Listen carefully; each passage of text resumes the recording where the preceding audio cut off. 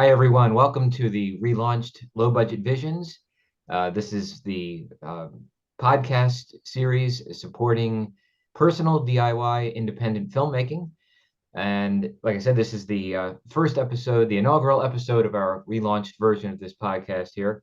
And I'm glad to be joined by my good friend, musician, all around artistic collaborator, Cullen Gallagher. Hey, Matt, thank you for having me, Matt. Pleasure to be chatting with you this morning. Yeah, I'm glad we could do this and glad to catch up with you again. It's been a while.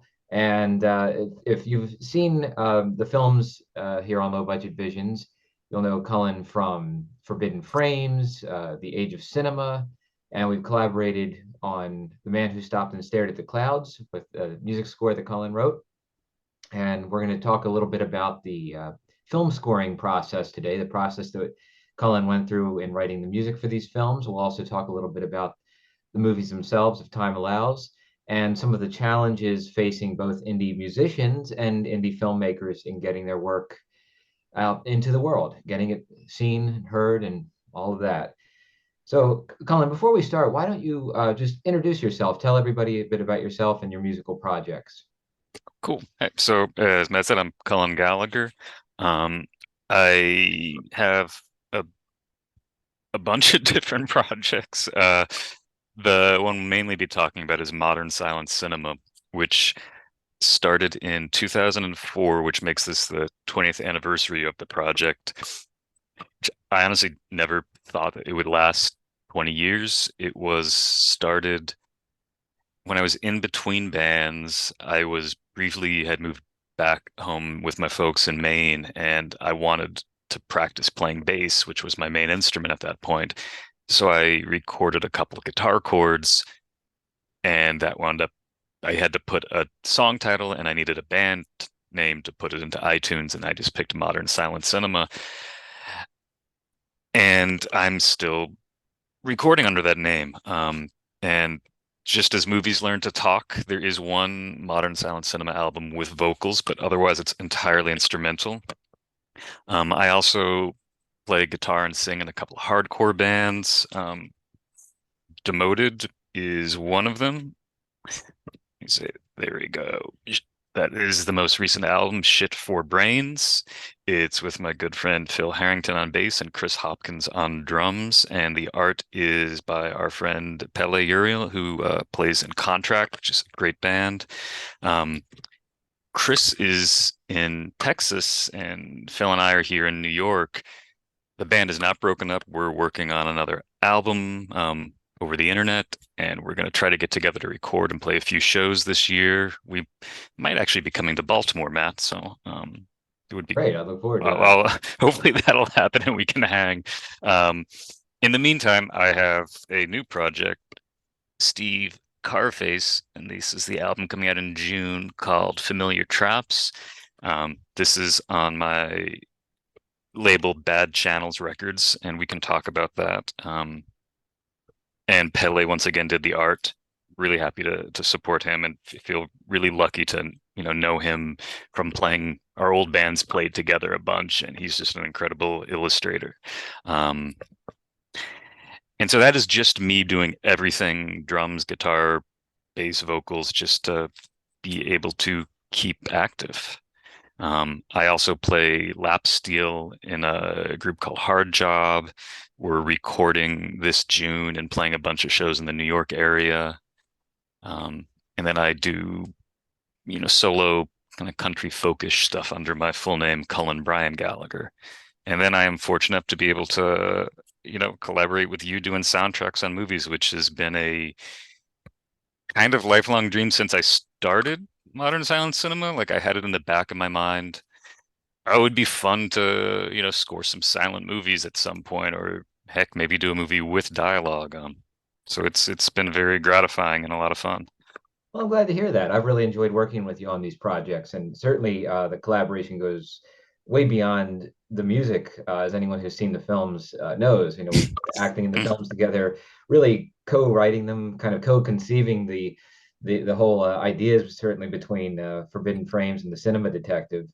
That whole universe of characters and the whole dystopian future setting that we've been dealing with, that's really been, um, I think something that we've both brought a lot to. And the name of your band, Modern Silent Cinema, is appropriate, I think, in another way because we're both big fans of silent cinema. We have an interest in silent cinema, and I think that's something else that comes through in the movies a lot, both with the early films that you see in Forbidden Frames, and then the whole idea of the Phantom Ride films and the cinema detective. Um, I was thinking about this. Now this year, I think we'll have known each other for 15 years because when we met at NYU back in 2009. Yep. Yeah. Doesn't seem that long ago. No, it doesn't. It's funny. I was trying to think like, well, yeah, it's been 15 years and we were that's how we met. And so it was that kind of that background in film studies and film history that kind of brought us together. And then Hmm. it's been in the last, what, 3 years, I think, that we started collaborating on films together. It was Yeah, it was during the pandemic. And it took the pandemic for me to get comfortable doing this, like Zoom. I don't even know if Zoom was around before, but the idea of like chatting over the internet with video like weirded me out. And I'm not always like up to date with technology. I was very late to getting smartphones. But it's been a useful thing for me to adapt to because it's, allowed us to collaborate. It's allowed other projects to come to fruition. It's a great tool.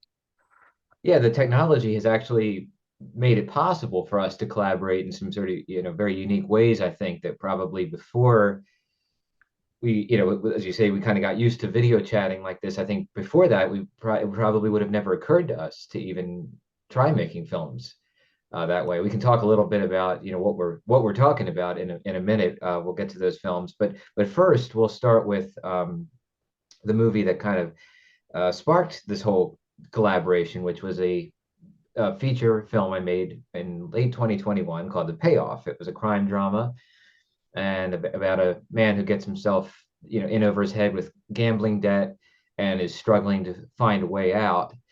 And the movie itself, it's more of I would kind of call it an existential crime drama as opposed to a more conventional thriller. But I was looking for a like a opening title track for the soundtrack, and I had this shot of the camera traveling through, a tunnel and the lights racing by, and I was trying to find something, using the usual like royalty free Creative Commons music that I normally use. And I was listening to one of your albums. I believe it was I forget the full title, but it's the Passion Killer, I think, who's, Yeah, I had to look up yeah. to make sure I remembered it correctly. The Right. passion killer whose prison romance set off a scandal, Yes, that's which it. was Great. the headline or like the title story on a true crime, you know, it wasn't a pulp magazine, but it was, sort of a true crime rag, I think from the 60s. Okay. Yeah, I like how you borrow that kind of, you take a lot of that like true crime and the Pulp Fiction artwork, even that kind of repurpose into album covers and things. I think it's a really interesting choice. Um, and I was listening to that track, which I believe it's the first one on there, just called "The Passion Killer." And as I was listening to it, I thought, something about just kind of the rhythm of it and the whole energy of it, I thought would be appropriate for that opening title of The Payoff. And so I remember I asked you about this, and I said, I swear I'm not just trying to, fishing for free music here. I said I just really thought it was an excellent track, and when I heard it, I instantly saw that opening title sequence of The Payoff accompanied by it. And I asked, if you would be amenable to the idea of uh, basically kind of a handshake agreement of letting me use the track in the movie strictly for the soundtrack. And then, of course, in exchange, doing as much as I could to cross promote the album and the song and get that out there. And, I think it was something we both felt comfortable with. And, I really appreciated you allowing me to use it for the soundtrack like that. I mean, Uh, that helped me pay off my second condo. right. No, anybody's wondering, I don't have two condos.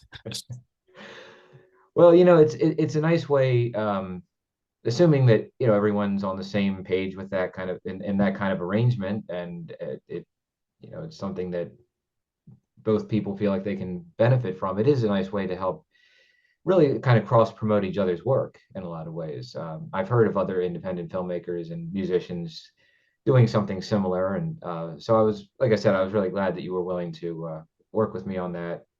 I feel like, I mean, that's the whole part of the whole fun of collaboration. I mean, like with, product placement. But I mean, like Pele, like our bands played together in a Frank's basement, I think in 2015, 2016. It was literally in a guy named Frank's basement. Frank was in Pele's band. Um, and we stayed friends, and bands book shows, they meet other bands along the way. Hey, you want to play in this bill? In this case, he's an artist. I'm thrilled. I pay him, a insanely reasonable fee to do these original illustrations. He enjoys it. I'm happy to help promote his career. He helps me with, this gets the albums out there because they look nice. Yeah, it's fun. I don't know. Part Yeah. of making the art with other people, it's people are nice. Friends are nice.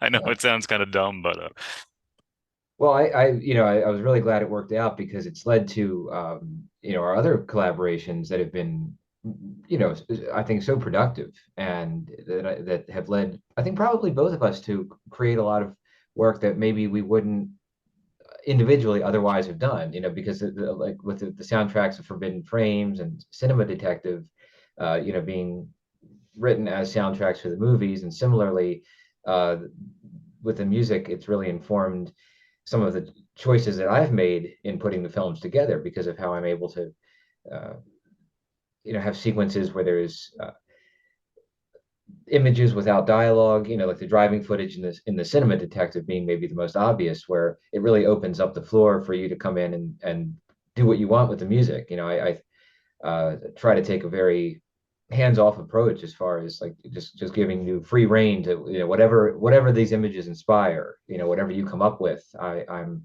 totally open to. And I wanted to just to get back for a second to our second, I guess really our first official collaboration, which was, I believe, The Age of Cinema, right? That one came first before yeah. Stopped and Stared at the Clouds. So yeah, The Age of Cinema, that was a film we shot, improv style on Oscar night in 2022.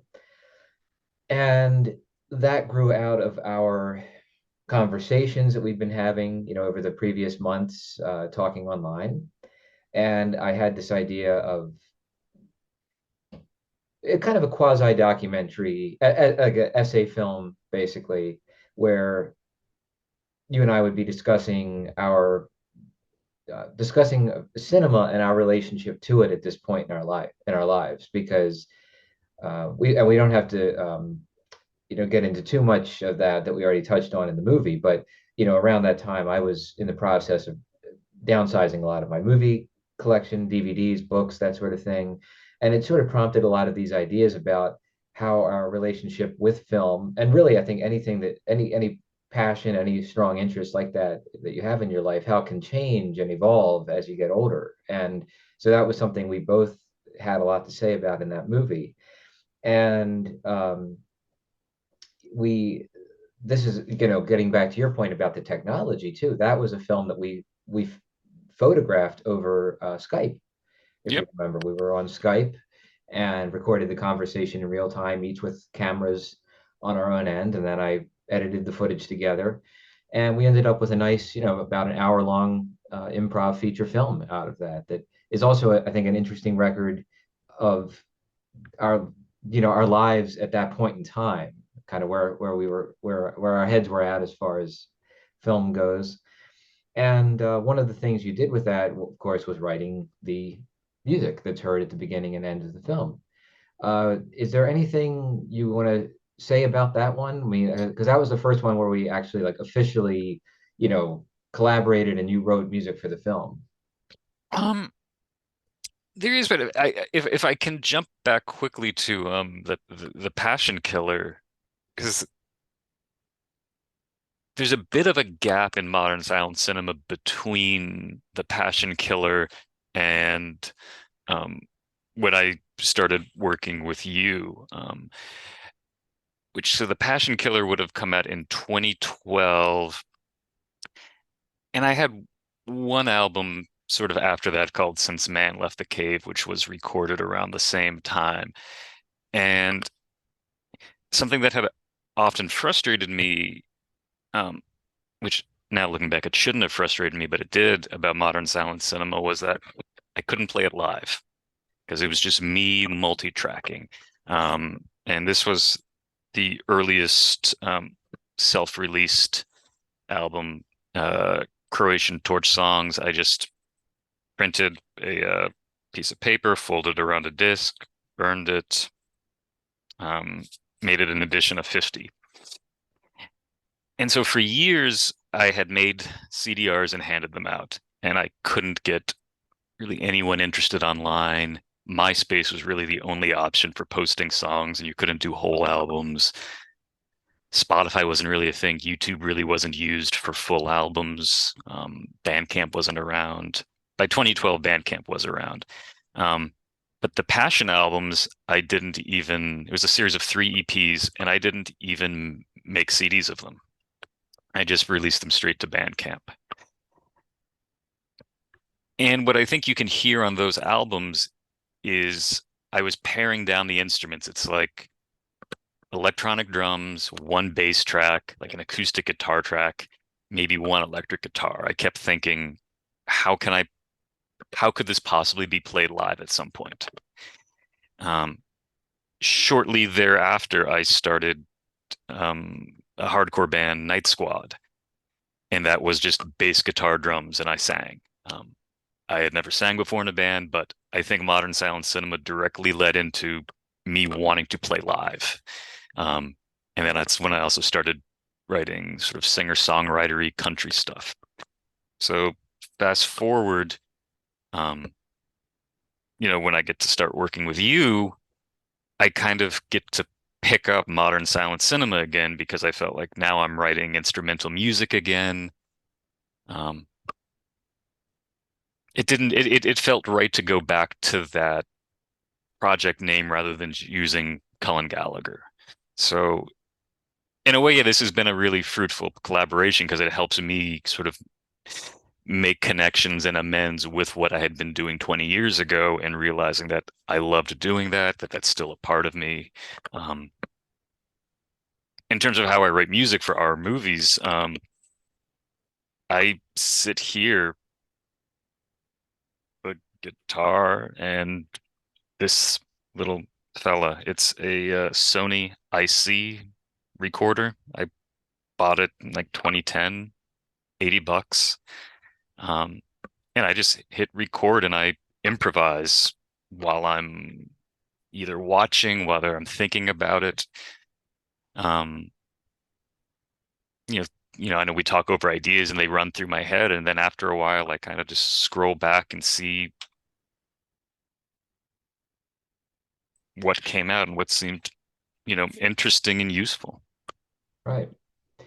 The age of cinema was an interesting one because when we shot it, of course, we were under a real time constraint, but I had the opening sequence in mind of me kind of going through the collection of books and putting them into boxes, boxing them up and taking things off the shelf. And that was when I conceived of that, I thought, this is really going to give you a chance to do an extended piece of music. That's something I try to be mindful of actually in structuring the films, is that I like for the music scores to have room to breathe, basically, rather than I think in the more traditional Hollywood film scoring, there tends to be lots of little short snippets of music here and there, little transitions and things like that. But one of the things that I like and have liked about working with you is that you've been able to really compose like full length songs to accompany, the different sections of the movie.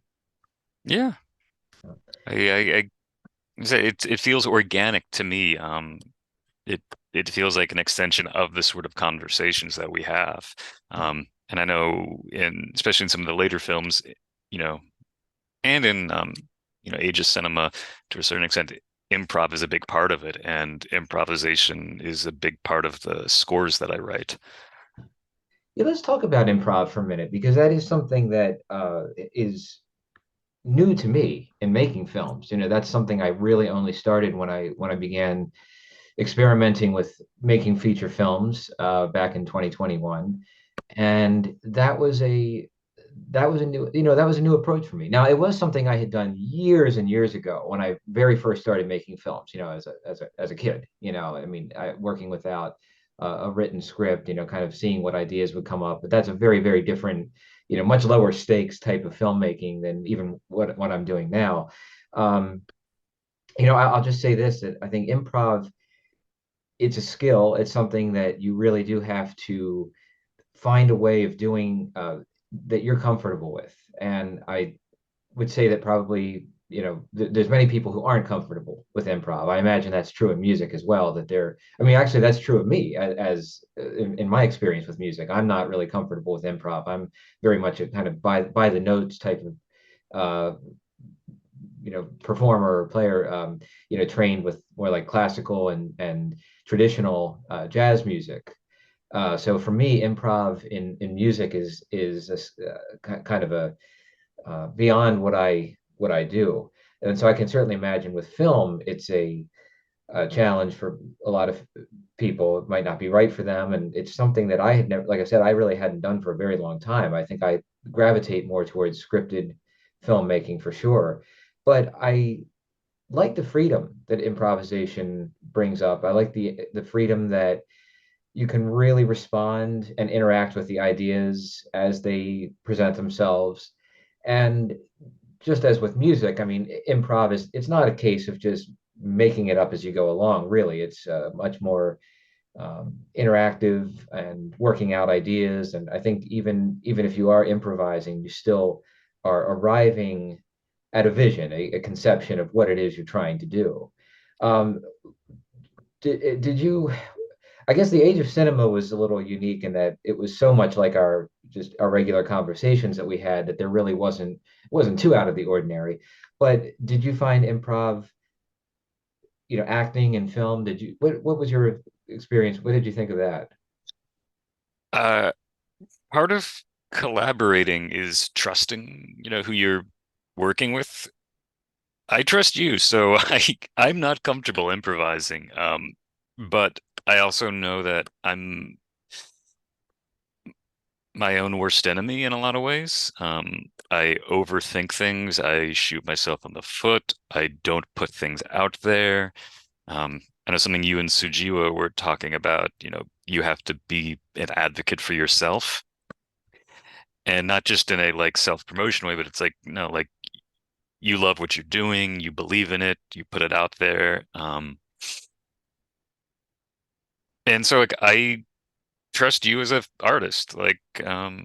So you want to work with me. So like I do the best I can, but ultimately I trust your vision and your taste, your direction. So there's a buddy of mine. I was playing bass in a sort of experimental metal band called 8 Hour Animal, and the advice they gave me was for being in a successful band was make music with people you like and don't ask them to change. That's a really And good point. That's a really good point. I remember that all the time when I'm second guessing myself, even now when I'm, you know, the other weekend we were rehearsing with Hard Job and we actually jammed. We had made albums together, but it was the first time we had been in the room writing at the same time. Uh, and even the other two guys were nervous. It's like they had been in a band 10 years ago together. Like we all know each other, but the idea of creating on the spot is it makes you feel very vulnerable. It's like, oh, I'm going to make a shit ton of mistakes. And I just remembered that advice that my friend gave me. I'm like, no, these are my friends. They want to make music with me. So cool. Like I'm gonna feel comfortable to make mistakes. And it Took a few times going through the song, but eventually it worked. I think you're absolutely right that trust is crucial to it, and having collaborators you can trust, and certainly everything that you said about working with me. I mean, the feeling is mutual in terms of working with you. I think that the difficult what's been interesting for me is how our improv filmmaking together has actually changed a lot of the way I think about making movies.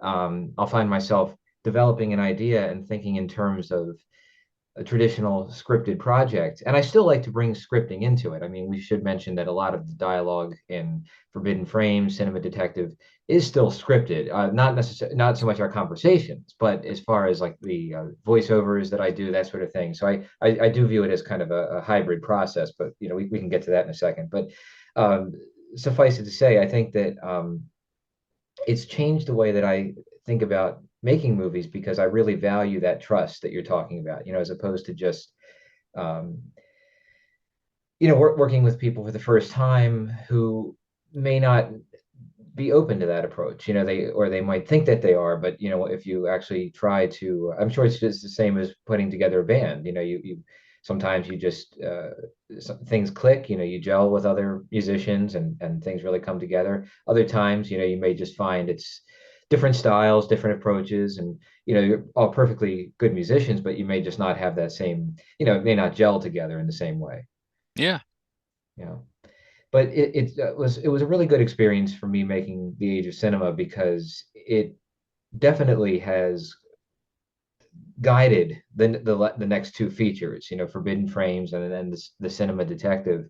I mean, Forbidden Frames, and I should mention that idea initially of the underground, having somebody running like an underground film society was given to me by a friend, and he said, go ahead and run with it. My friend Bill, who I've worked with in movies years ago, he's kind of just floated that idea, and I was intrigued by it because I realized it had the potential for being a framework in which we could do improvised conversations about film. But unlike The Age of Cinema, which was more or less a kind of quasi documentary project, I recognized that here we could do it in a clearly fictional, you know, universe with playing characters and having all this backstory about this regime that has banned cinema, has banned images and everything, and the idea of these rebel filmmakers and film historians trying to keep cinema alive in that situation. So yeah, the Age of Cinema led more or less directly to how we approached Forbidden Frames, which was, it's funny to think about this, but if we shot the Age of Cinema, I believe that would have been March of 2022. Yeah, sometime in March. I think it was only what, 3 months later that we filmed Forbidden Frames. It was June of 22. Yeah, that came together very quickly. You had, if I remember correctly, you had a spark about how to put everything together, Yeah, it like clicked both in very terms of the quickly. filming and the story. And then you and George were going to film. And then I think I had, I was like, wait, I'm free next weekend. Yeah, yeah.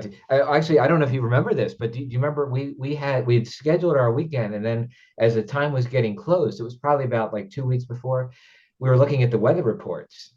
Do you remember this? It was going to be Yeah. really bad thunderstorms, like they were calling for. Like there was no, it was like no question about it. It was like, 100% chance of, thunderstorms all weekend. And we had to film outside a lot. So we both said, well, what are you doing this weekend? And so I think it was like with 2 or 3 days notice, you got, the bus tickets. And I said, yeah, let's roll. I'm ready to go. And we were certainly ready to move forward with it. And I remember we spent, it was a full weekend, Saturday and most of Sunday filming. Hmm. Um, there's a funny story about this. I'll just briefly mention this. Though I was talking about weather. When I filmed the scenes with George, it's George Figs who plays Alvin, the old film collector in the movie.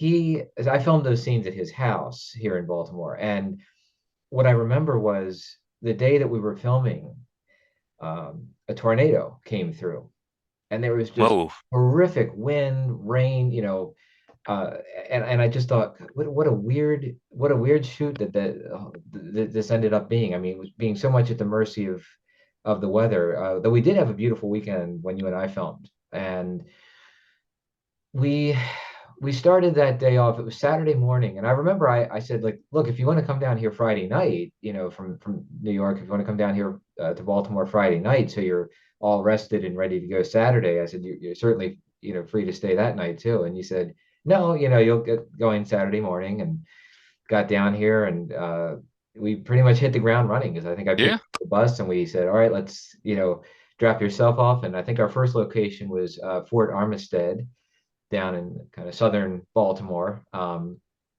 which was a really interesting location. I realized that I was thinking about this recently, that was the first time, of course, that you had been out there. I don't even know if had you seen photographs of it before, the tunnels and everything? You showed me some photographs. Okay, because yeah, I think I'd gone out there like a week prior to just kind of scout things out, and what I remember about it was it was so dark that I couldn't. I hadn't even brought a flashlight with me. It was kind of a one of these things. I just stopped off just to see if I could even see if I could find it, see what the tunnels looked like, and it was so dark. I realized we would need fairly strong flashlights to even be able to see in there. Um, and yeah, so anyway, what we had those lights with us, and I will say it was a good thing the tunnels had dried out too, because when I had gone there like a week prior, I think it had just rained, and there was you could just hear all this water dripping into the tunnels, and luckily it was pretty dry when we went in there. But it was a really fascinating location with all those all the graffiti everywhere, the tunnels, this really kind of dilapidated fort, and yeah, that was quite a location to start the day off, but it went from there. And we improvised a lot of dialogue there. I think there was one scene that we actually ended up cutting from the completed movie where you and I were talking about Henri Langlois and his efforts of kind of hiding films, during the war, kind of shuttling rare prints around, that sort of thing. And we were kind of we got into a lot of those details. I think that scene ended up being cut from the movie, but yeah, we got a lot of footage there, and we moved on to. I don't even remember which one was next after that. I guess maybe we went down to that Preston Gardens Park. I think that was that first day that with the staircases, that from where Herman G. Weinberg filmed Autumn Fire back in 1931. I don't remember the order. It's all I know it's all a blur all a now. blur. Well, we found a couple of interesting things. I always like that idea of preserving locations on film. You have Autumn Fire from 1931 that was filmed there, and then you know you can see it in the movie, over 90 years later, and it's of course it hasn't really changed much, but it is just interesting to think about how locations like that get documented on film over time. Well, yeah, 'cause Um, it's in that sense, it's a bit of a hybrid movie.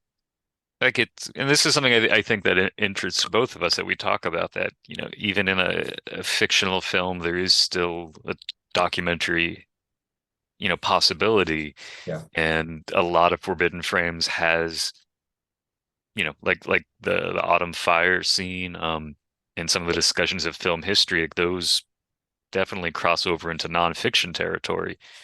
And your interest, in Autumn Fire, I think it's fair to say. I mean, like that's extended into, now that you're making zines. yeah, right. I did the zine about the locations with the then and now photos that I took. Yeah. Yeah, and I think I was reading, I haven't, I can't, I don't quote me on this because I haven't been down there, but I believe, since I believe I had just read in the news or something recently that since the Key Bridge collapse, here in Baltimore recently, that uh, Fort Armistead has been inaccessible. I don't know if that means just by water or by the road. I said I haven't been down there since then, but I was thinking about how that's another location that at some point in the future, that Fort Armistead, being able to record that on film is nice as a way of documenting, what it looked like circa 2022. Um, but yeah, Forbidden Frame, you're right about that documentary aspect being a big part of it. And that's something that just generally I find really interesting about as I move forward with making films and even looking back. I mean, that's the thing I find really interesting about looking at older projects that I made, 15, 20 years ago is how I mean, when I watch them now, it's not because I'm so much revisiting the stories that I was telling, but revisiting there was a time in my life when I made them, but also the locations, and seeing those locations on the screen really bring up a lot of memories for me in a very vivid way. I find that it kind of produces almost like a heightened response when I see these locations in the movie, and it really takes me back to like the day we filmed that scene and what was the weather like, what was going on in my life at the time. So yeah, I think that's something it's all kind of blurred together in a way for me now with film and documentary. It's all just kind of this part of this larger phenomenon of memory. I'm curious, when you listen to music recordings that you've made in the past, does that produce a similar response for you? Song to song, it varies. There's, certain ones that I can 100% recall, where I wrote a certain part, what I recorded it on. Um, there's others I find and I go like I barely remember doing it. Part of what I've been doing for the 20th anniversary of modern silent cinema, time for some plugs. Yeah, go ahead. Um, I'm releasing 6 albums this year, and they sort of encompass what I think sort of the breadth of the project, both in terms of style, but also the actual years. So the first one was all solo piano, um, called Passages 10 through 21. The second one, of course, which we can talk about more, Oh the yeah. Cinema Detective soundtrack. But to your point, I this is the cabinet of modern silent cinema. I started cleaning up my hard drives and found, in some cases, like folders of albums that I had sketched out that I never finished. And then I actually found, one album I had finished. I found lots of individual recordings that were some were completely mixed, some just needed a couple tweaks. Um, in this case, most of this is an album, mothers and fathers cover your children's ears are supposed to be called Bored Out of My Fucking Mind. And it's, largely things that I recorded on a micro cassette recorder and then played back into, either GarageBand or Logic. I think I was using GarageBand at the time and then playing over it. So it's very sketchy. Um, some of them I remember doing, some of them I don't. One of them is a cover of a Ah, But Is It Love? It's like an old EY Harburg tune, which, I paid for the royalties so I could put it out. There's like 3 recordings with my brother. They're guitar duets for a band that was abandoned. I don't have any memory of recording these. And like one of them, clearly we must have like plugged into some sort of interface because the guitars are really clean and separate. But Hmm. I don't actually have the original session file. I just have the finished version. But like it's done. And then there's another one that we did that was very obviously just a tape recorder in a room. I hit record, and that took a lot of mixing to be able to actually distinguish the fact that there's 2 instruments and like hearing what we're doing. Um, Well, this kind of gets into this whole issue we've been discussing so much recently of how to get the work out there. When you produce all of this creative work, like you said, you're releasing 6 albums this year, yeah. and it's like there's always that question. Okay, I've created all of this work, and now what do I do with it? And I mean that's a whole conversation into itself about all the challenges of getting things out there. But I think we've both said this recently that we're very much of the mindset now that the important thing is just to put the work out there, to make it available and make it as easy as possible for somebody to find it. Hmm. Yeah. Do you want to talk a little bit about how you put how you self-distribute your music, how you put it out there? Yeah, sure. So when I started getting back to doing modern silent cinema, I think I had done a piano album called Ghost that had a couple vocal tracks, and I made some CDs, but I didn't know how to put them out there. But then when we did Forbidden Frames, I started to get more interested in the physical object again. Um, and so I'm like, okay, I'm gonna, spend some time designing this. I'm gonna try to figure out how can I show this to the world. I'm not comfortable with Spotify. Um, both is not a platform that I actually use, and the business ethics of it are discouraging at best. Um, that said, I understand that it's a platform that a lot of people listen to, so I understand why bands put their music on it. I do have a couple projects on it, but it costs about $100 for somebody to put an album on Spotify. At their less than a third of a cent per stream, you're talking about like an insane number of streams to even pay for that. And the ones I've put up get almost no hits. And so it's a platform that doesn't really do much in ways of promotion or accessibility. So maybe I'll put some more stuff on Spotify later, but right now it didn't seem like this is worth the attention. So I went back to YouTube, and I know you and Sujiwa were talking about how, years ago it wasn't really a platform for feature-length films, and it's helped people to, a new audience for these movies. YouTube in the past was, you could upload, individual songs or videos, but over the years, it's become increasingly like a music platform for albums, both as feature, full-length CD rips as well as individual songs. So I tried Forbidden Frames as just a single album rip. It it got a little traction, but not much. But then I uploaded all the songs individually,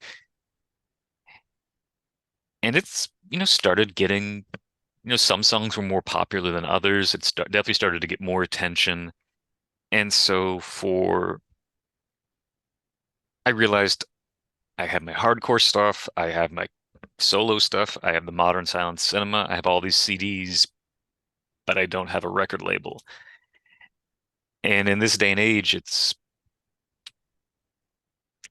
the idea of a record label is changing about what they can do for artists as well as their own resources. Everybody's struggling, so I figured I need a name, I need an identity. So I borrowed the name of a movie I love, Bad Channels, about aliens taking over a radio station, which seemed, a fun reference, and created Bad Channels Records. Once again, it's kind of hard to see, but I don't know if it's going to work. The little TV set, I sketched that Yeah. out. I texted it to Pele, and I was like, "Hey, here's the logo I created." And he sent back, "Hey, here's my version. I know you didn't ask."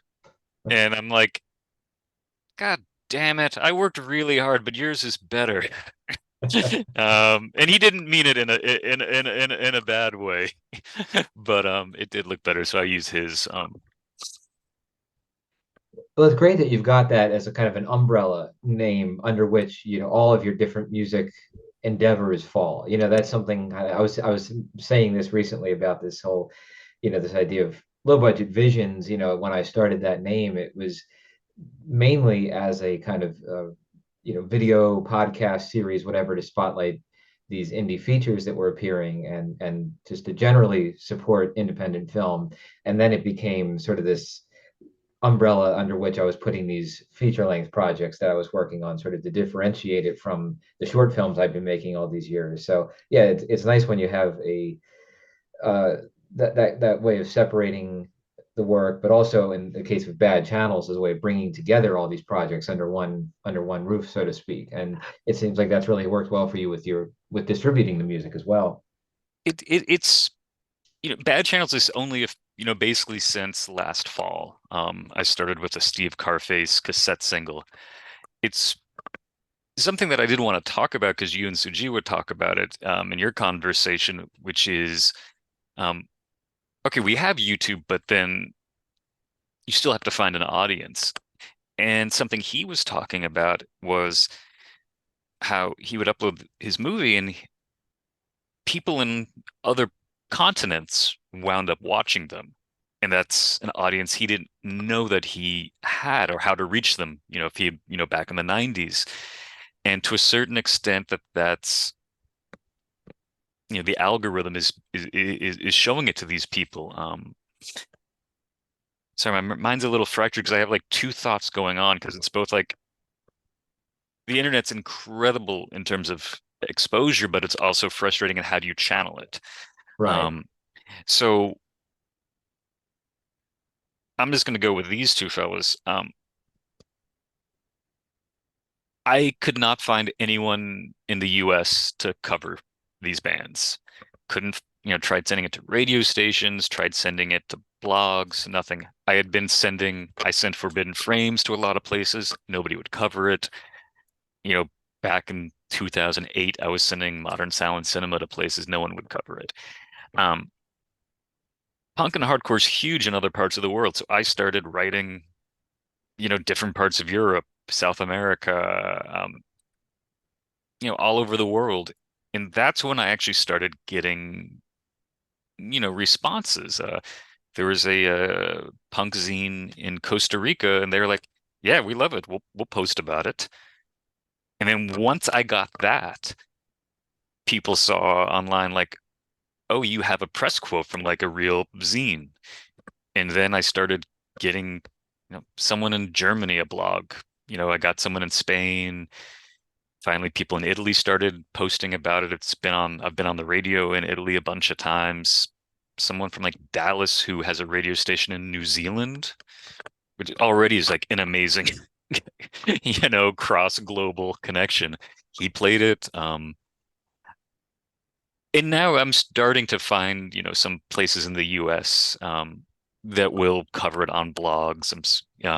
Someone in LA played Demoted on the radio earlier this week, which was great. Oh, nice. I But didn't know that. to Sajiwa's point, like there's a whole world of people out there that can now access this. So how do you connect with those people?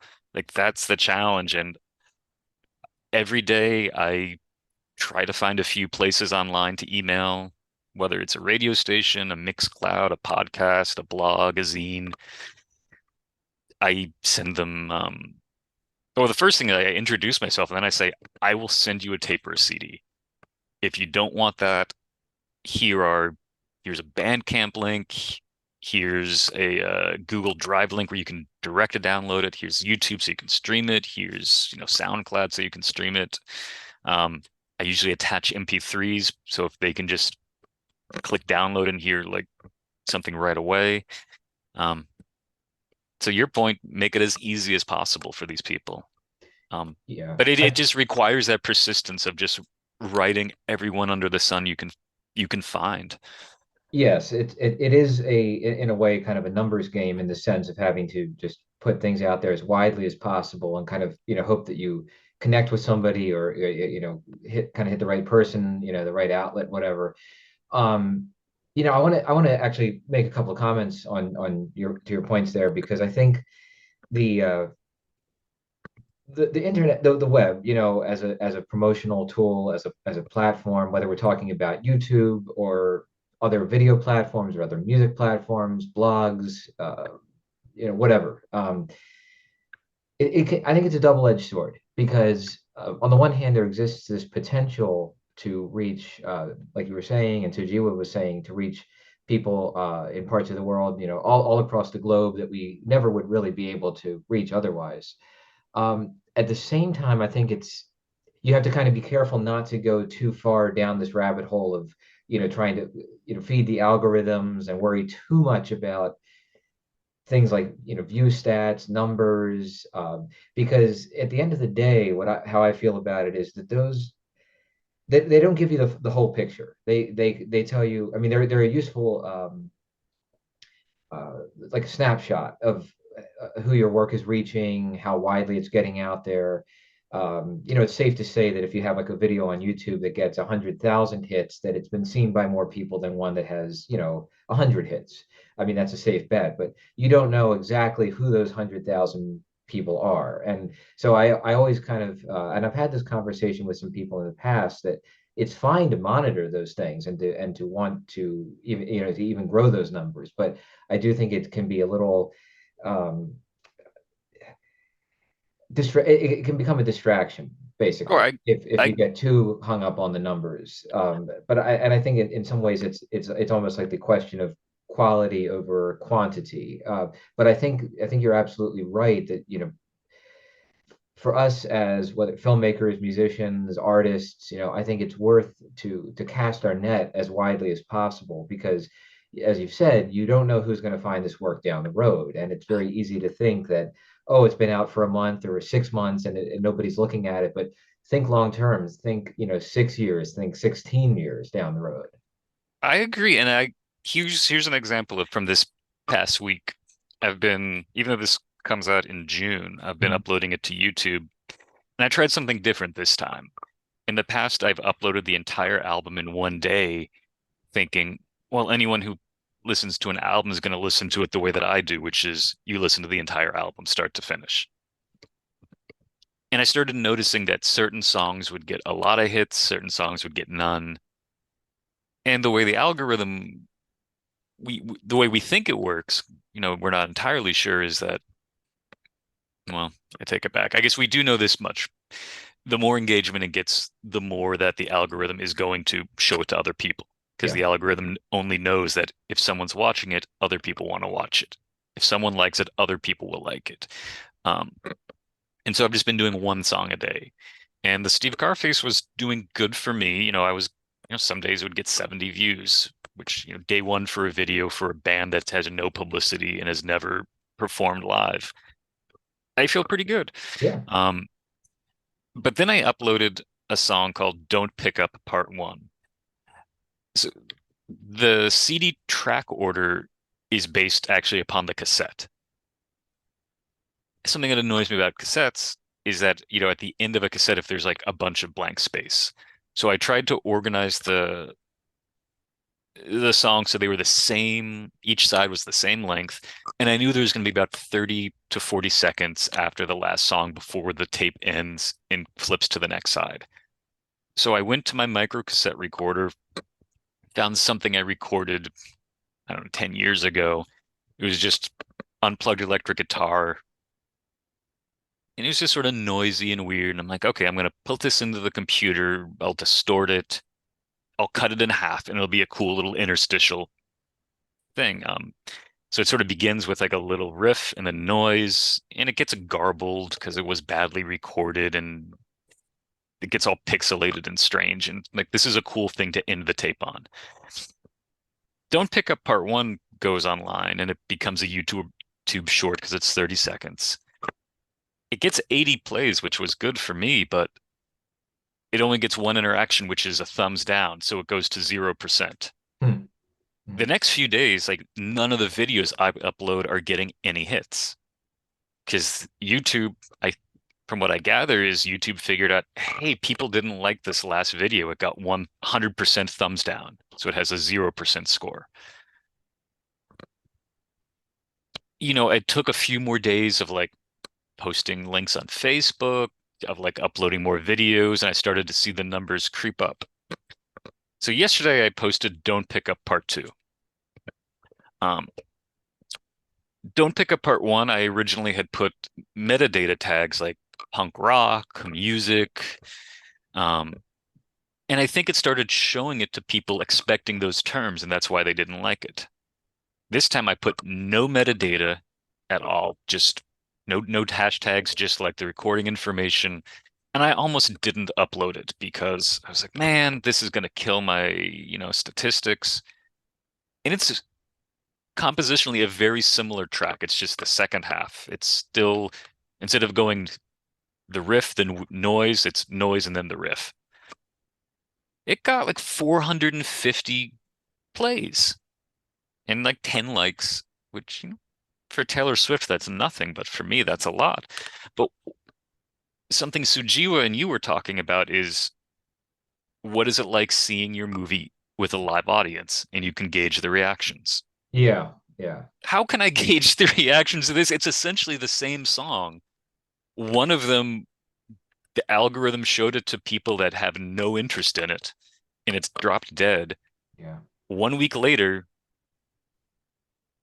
essentially the same track. I mean, it's they're different, but it's part one and part two does performs way better.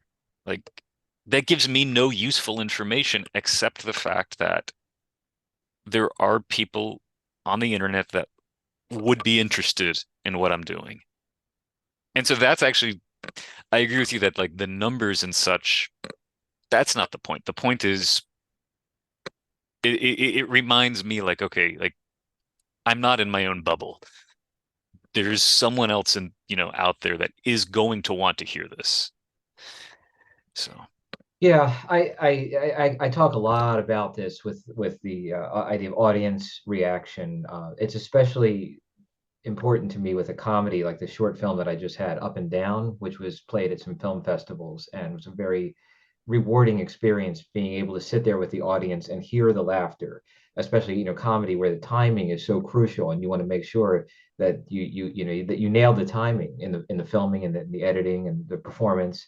And so it's very rewarding and validating to hear the laughter because to me that's the sign that okay, this works. And I there was a the first festival that I was able to attend in person with it was the Cecil County Independent Film Festival. And we went up there on a Saturday morning, and there were only maybe, I don't know, four other people in the audience.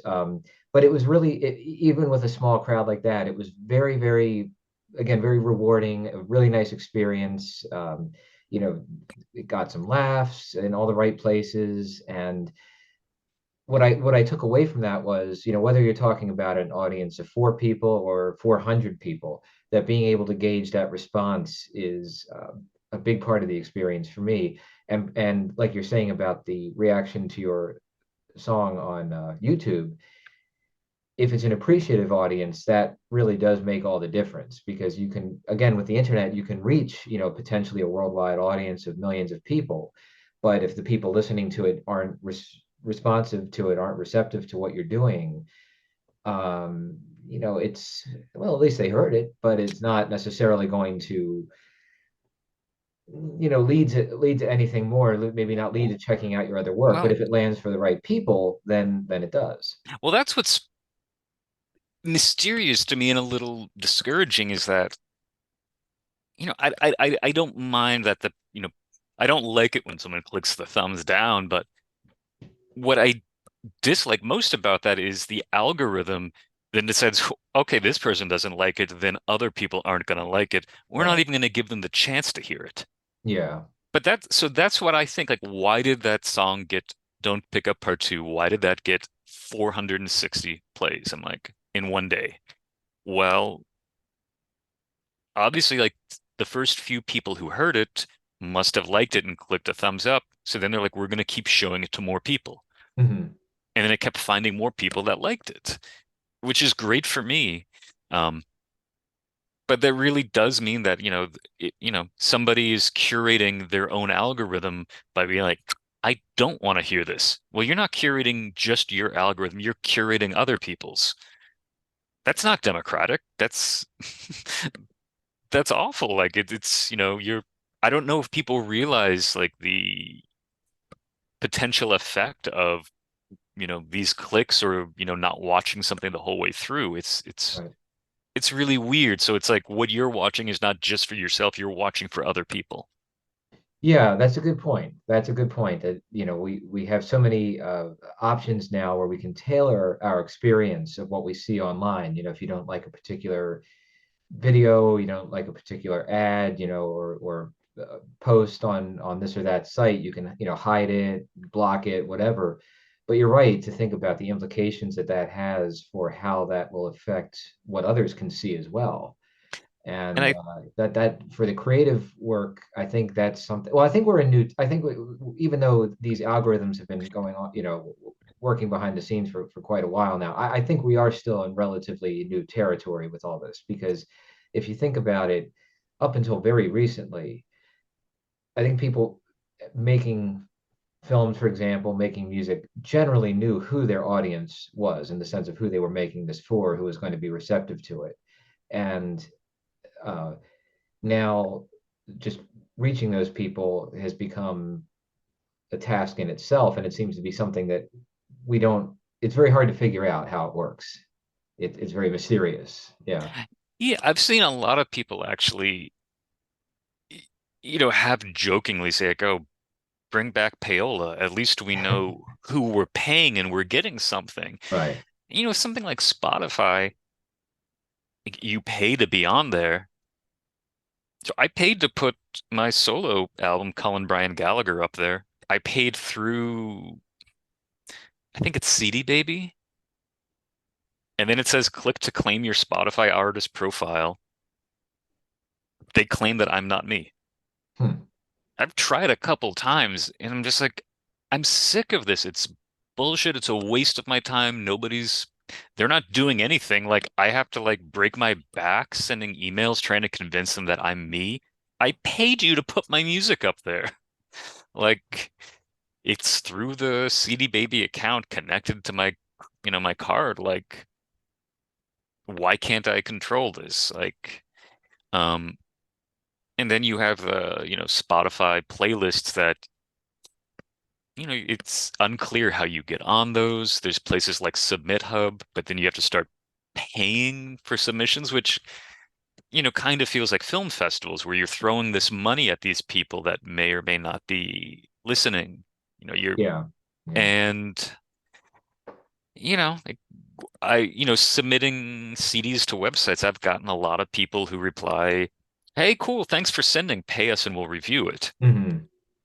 Some places are like, "Cool, like we just actually, you know, we'll post your press release, for a small fee." And um, it gets tough because you do just need to have something online. Like you're basically paying to have a Google result at that point, Yeah. which is kind of what you need in order for people to then find your YouTube or Bandcamp link.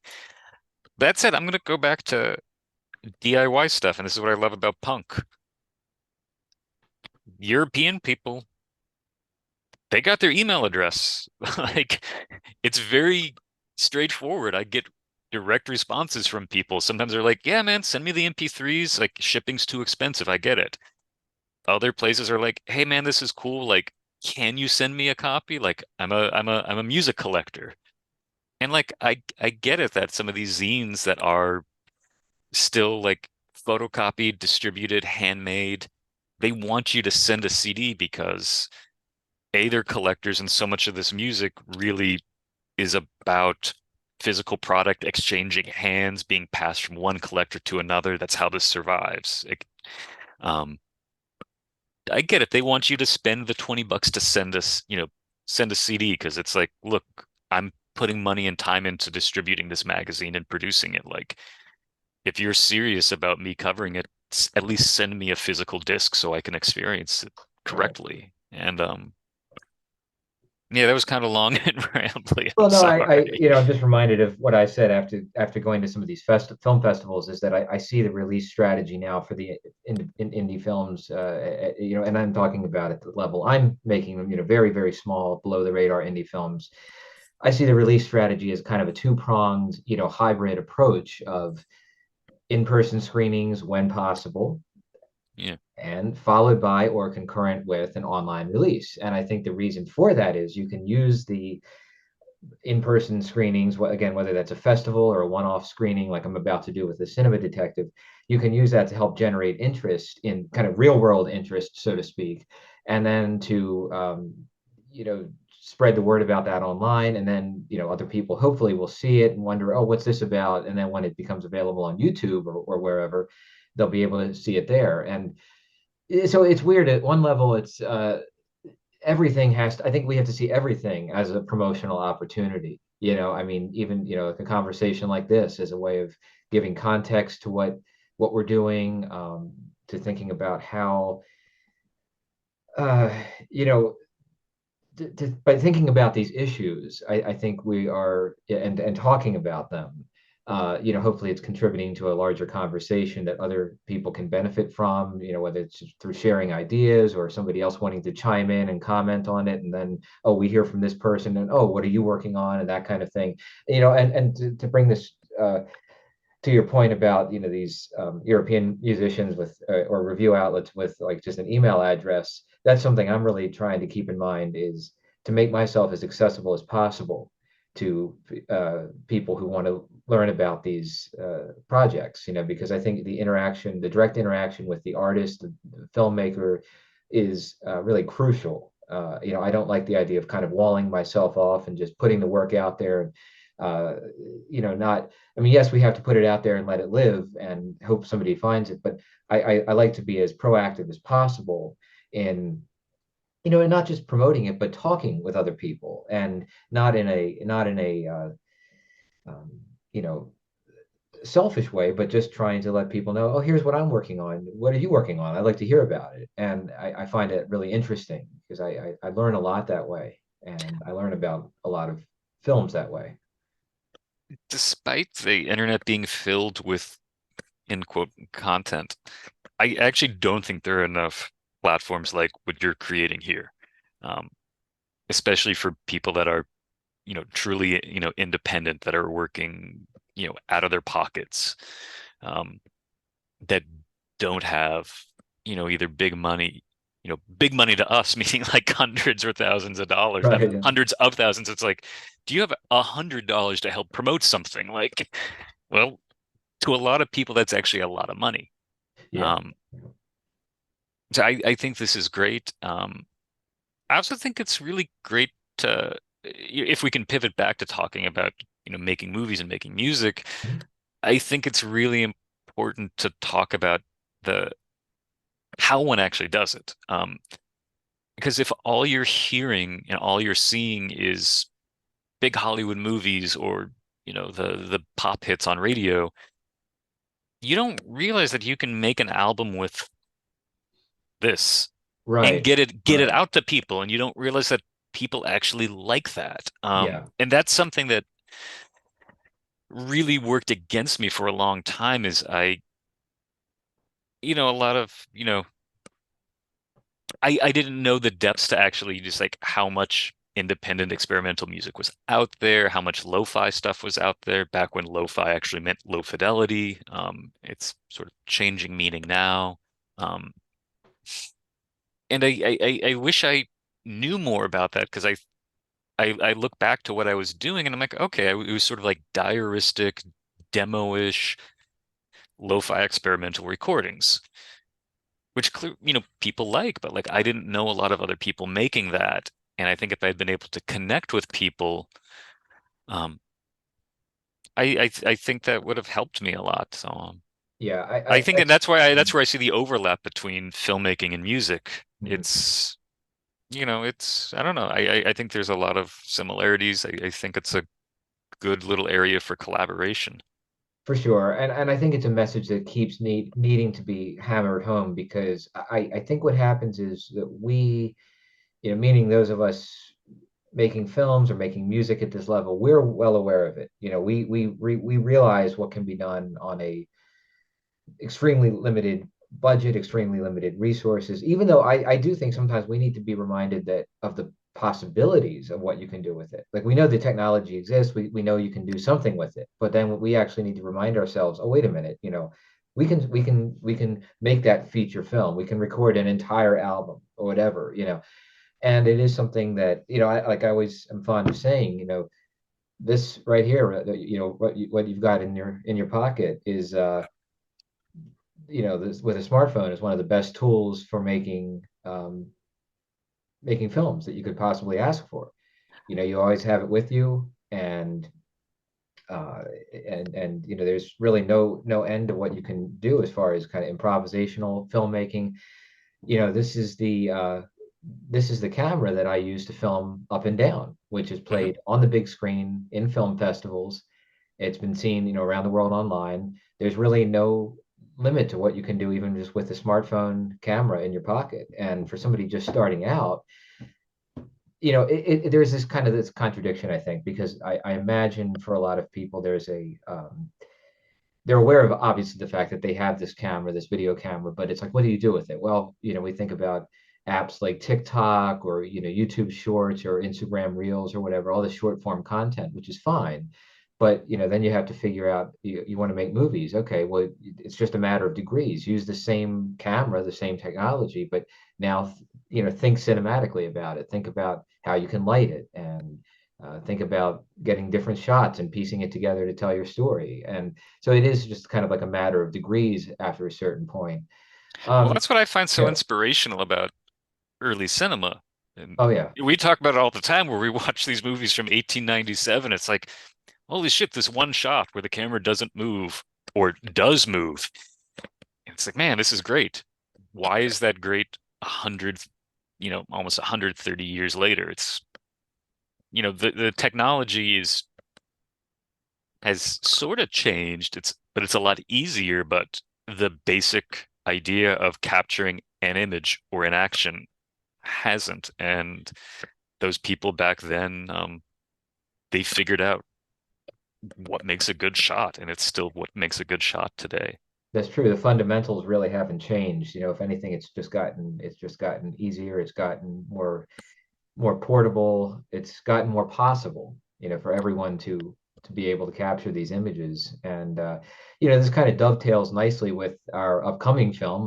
Maybe we could turn to briefly here before we sign off, The Cinema Detective. Yeah. I did want to just very briefly talk about how that project came about because it's a good example of how our collaboration, I think, has really fed the creative process for both of us on both our ends. Because if you recall, the Cinema Detective began with this piece of footage I shot, basically dash cam footage of Saturday night, drive that I was taking.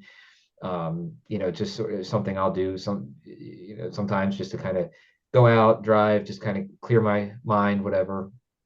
And this one night, I decided to put the actually again this phone to mount it to the dashboard using a GPS mount or whatever. And I was just driving around filming my drive at dusk at sunset, and I ended up with this footage, which was about 50 minutes in length, I would say. And I had the idea of doing another kind of like we did with The Man Who Stopped and Stared at the Clouds, a non-narrative experimental film and asking you to if you would be interested in writing music for it. And if you recall, I think I had sent you the footage, and I believe you were taking a trip to Maine and you were going to work on it while you were away.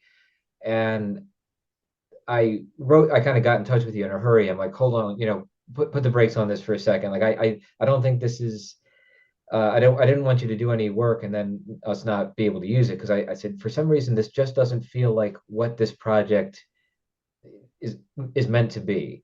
Like there's something that we're going to do with this footage, but I don't think this is it. So just Hmm. hold on and let me think about it for a while longer.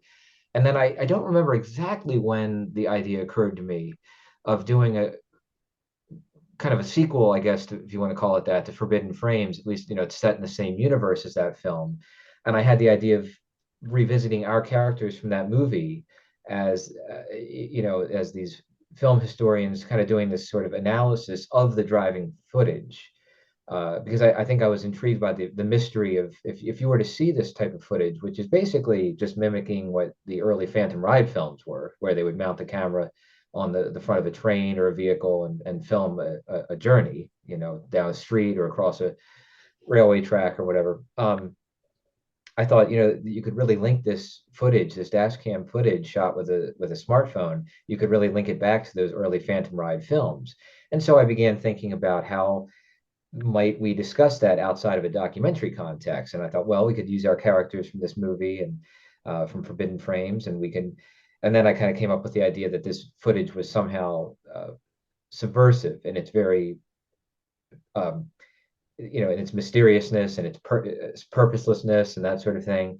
And so you and I, we filmed our conversation about that, filming it basically the same way we did with the Age of Cinema.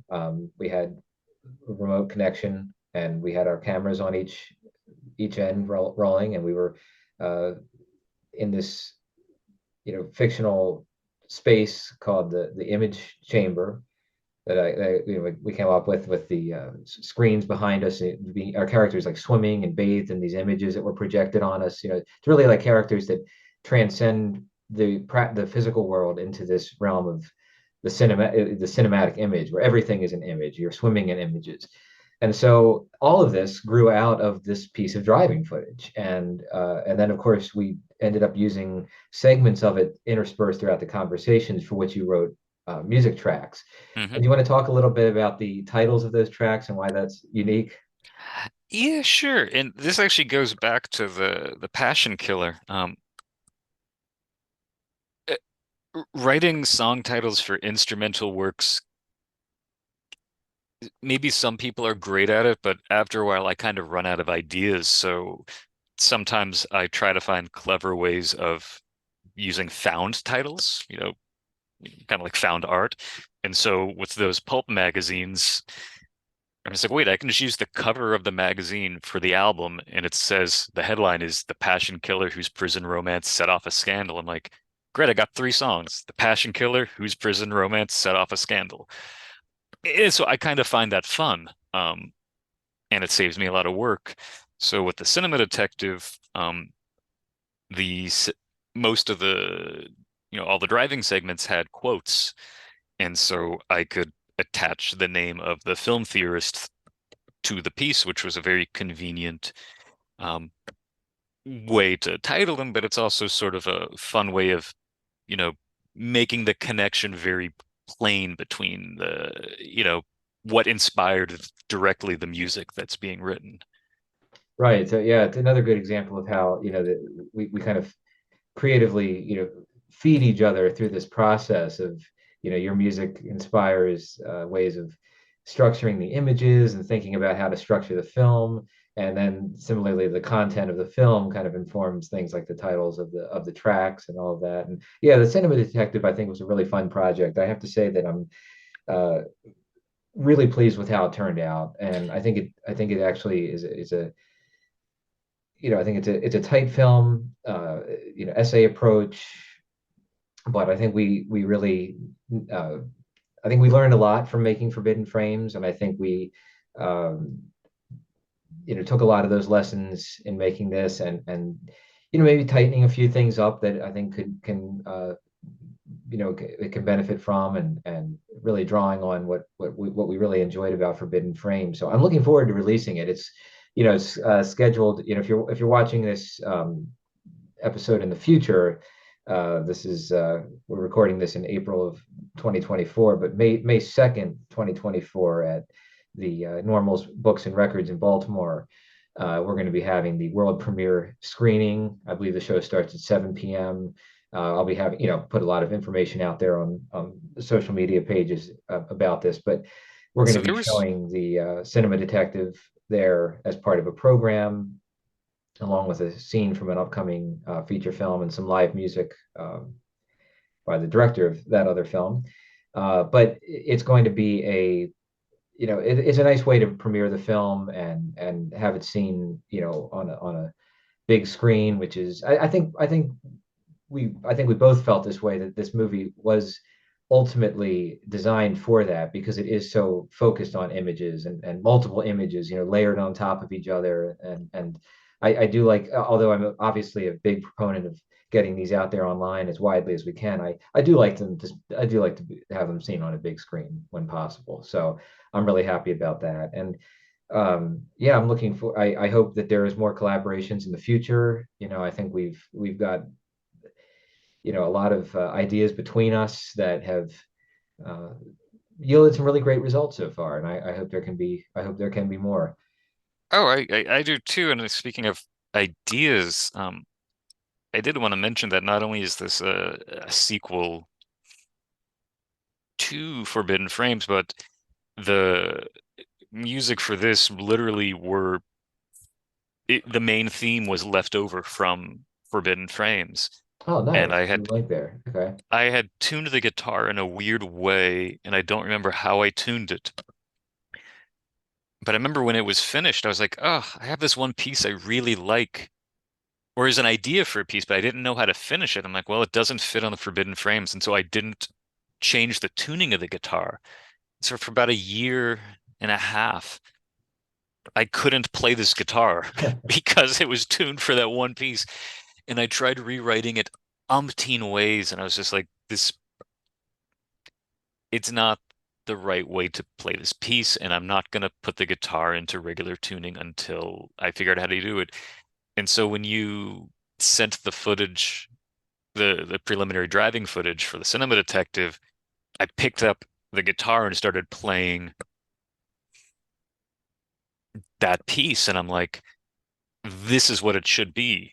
Like this is what this piece is meant for. But the other thing that was very different is uh, Forbidden Frames is kind of like Morricone, sort of Italian 70s exploitation with a little bit of John Carpenter style music. And this is it's mostly solo acoustic guitar and synthesizer. Um, and so having that, main theme really provided the direction for the rest of the soundtrack. Um, which means that originally I was composing sort of kind of weird funk psychedelic bass lines, thinking it was going to be another Forbidden Frames type soundtrack. Mm-hmm. Which means somewhere on my memo recorder, I have a bunch of songs left over. So if there's a third one, I have a bunch of material to draw from as, starting points. That Great. doesn't necessarily mean that Yeah. that's where it's going to end up, but Right. um, there's still leftover ideas. All right. Well, I'm working on an outline for a new one right now, which I can talk about later. But I hope something comes of it, and who knows, maybe a year from now we'll be back talking about a new project. But to wrap up, I want to just say one thing, which is it's something very important to me when we collaborate on these that you're helping me out tremendously with these music scores, and I really appreciate that, and I love what's come of these creative collaborations. And one of the things I really like about it is that not only do I end up with the movie that we make, but you end up with an album that you're able to put out there and release. So why don't you just give us an overview of where people can find the albums and where they can order CDs, things like that. Anything that you want to plug here, Yeah, you got go ahead. sure. So I mean, basically, CullenGallagher.com, you can find some links to various different projects I'm doing, but the main one for Modern Silent Cinema is just modernsilentcinema.com. Just Google it. We are on Bandcamp. Um, Everything's on YouTube, so you can listen to free.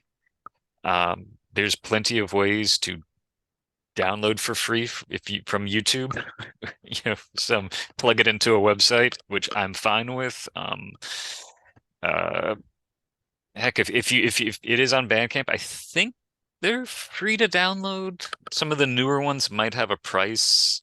Um, I don't have CDs on Bandcamp yet, but through badchannelsrecords.com, I think it's a $5 to $10 sliding scale.